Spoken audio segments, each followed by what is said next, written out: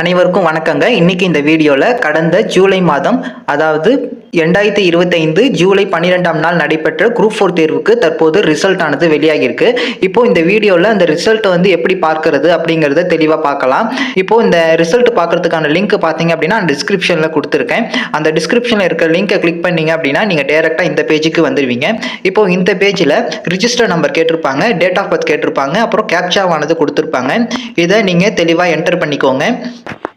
இப்போ இந்த கேப்சாவை என்டர் பண்ணிட்டு சப்மிட்னு கொடுத்தீங்க அப்படின்னா உங்களுக்கு பேஜ் லோட் ஆகி இந்த மாதிரி ஒரு பேஜ் ஆனது ஓப்பன் ஆகும்.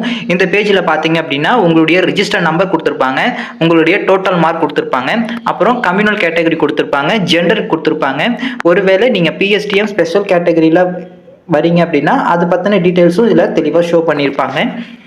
நெக்ஸ்ட் இதில் என்ன கொடுத்துருப்பாங்க அப்படின்னா கொஞ்சம் அந்த பேஜை ஸ்க்ரோல் பண்ணி வந்தீங்க அப்படின்னா உங்களுடைய ஓவரால் ரேங்க் ஆனது கொடுத்துருப்பாங்க, கம்யூனல் ரேங்க்கும் பக்கத்துலேயே கொடுத்துருப்பாங்க. நெக்ஸ்ட் ஏதேனும் முன்னுரிமைகளில் வரீங்க அப்படின்னா அதற்கான ரேங்க்கும் பக்கத்துலேயே கொடுத்துருப்பாங்க. இப்போ உங்களுடைய டோட்டல் மார்க்கை வச்சு நீங்கள் எத்தனை கொஷின் சரியாக அட்டன் பண்ணியிருக்கீங்க அப்படிங்கிறத எப்படி பார்க்குறது அப்படிங்கிறத பார்த்துடலாம். இந்த தேர்ட் பாக்ஸில் உங்களுடைய டோட்டல் மார்க் ஆனது கொடுத்துருப்பாங்க.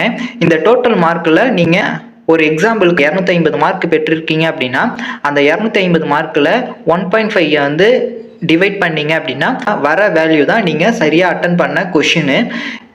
இப்போ இந்த 250 டிவைட் பண்ணக்குள்ள 166 அப்படின்ட்டு வரும்.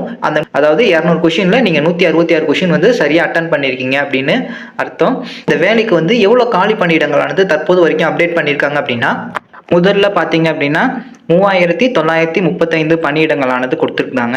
தற்போது கூடுதலாக 727 பணிகளானது உயர்த்தப்பட்டு தற்போது 4662 பணியிடங்களாக உயர்த்தி இருக்காங்க. ரிசல்ட் பார்க்கறதுக்கான லிங்க் நான் டிஸ்கிரிப்ஷனில் கொடுத்துருக்கேன்.